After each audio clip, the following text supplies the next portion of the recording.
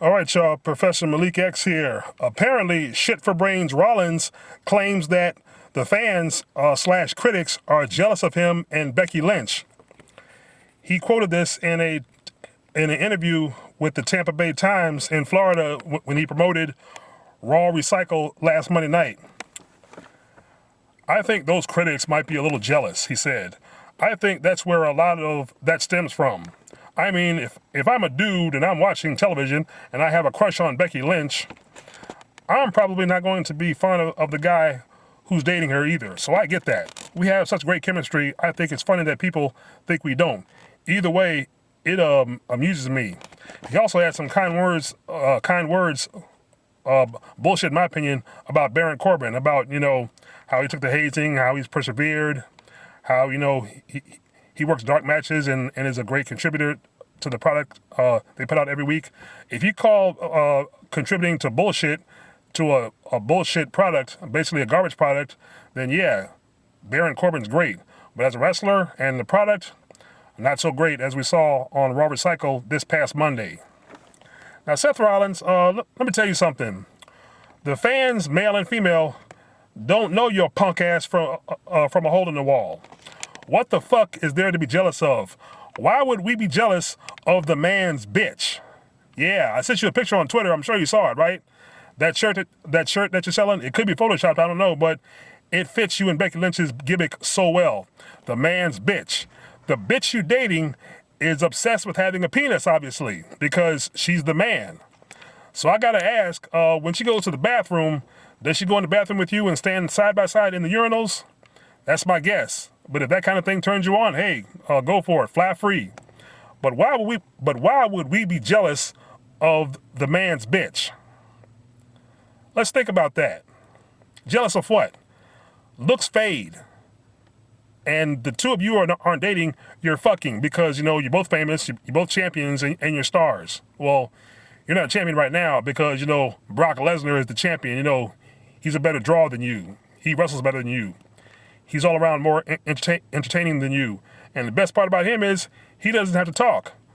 Because when you talk, all we hear is horse shit.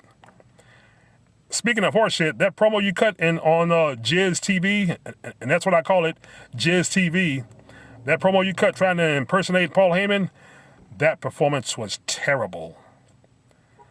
See, to call Brock Lesnar a Seth Rollins wannabe is like calling Stephanie McMahon a good woman. It don't mix. Because we all know Stephanie McMahon is a first-class corporate cunt, through and through.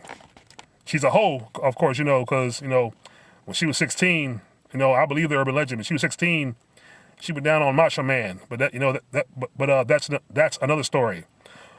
But to be jealous of you and Becky Lynch, and the two of you have no chemistry, because if you had chemistry, you might be entertaining, but you're not entertaining. You're the man's bitch. Just process that and deal with it. So, with that being said, he also came at Jon Moxley about All Elite Wrestling, about saying Jon Moxley is taking food off his table.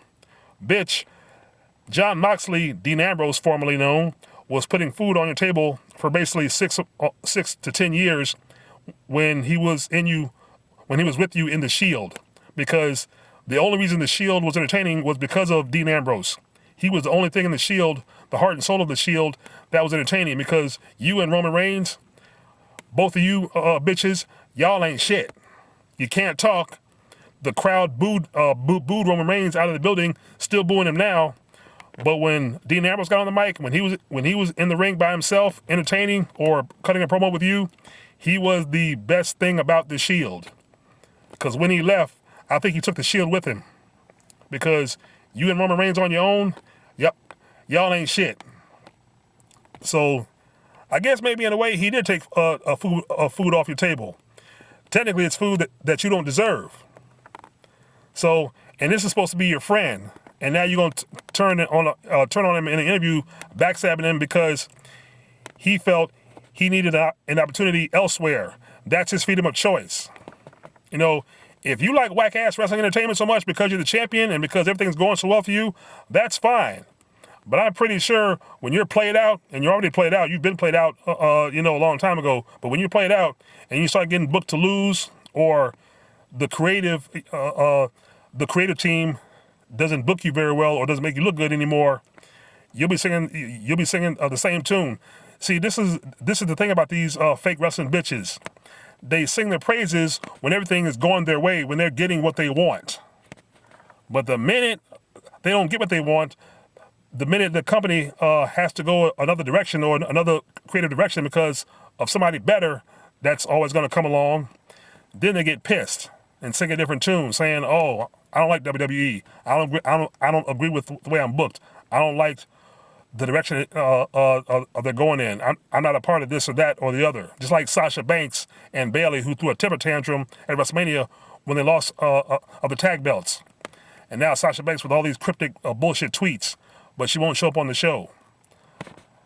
Like, and then her tweet saying no flavor.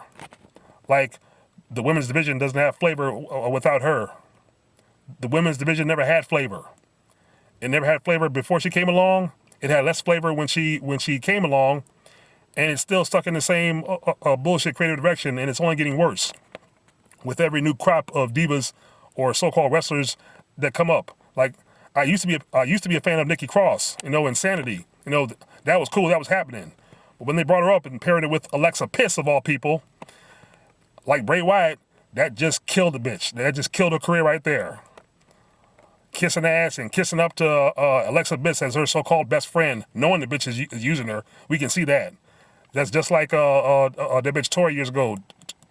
Tori with Sable. Oh, please.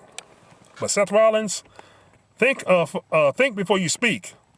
I know that's a concept that's probably lost on you because basically, most wrestlers don't think when they speak. They're wrestlers, they're stupid.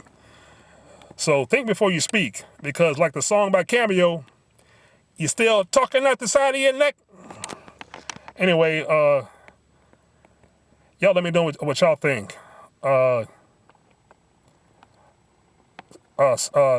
Like, share, subscribe, and all that stuff. Peace. Oh, leave your thoughts and comments below. Peace.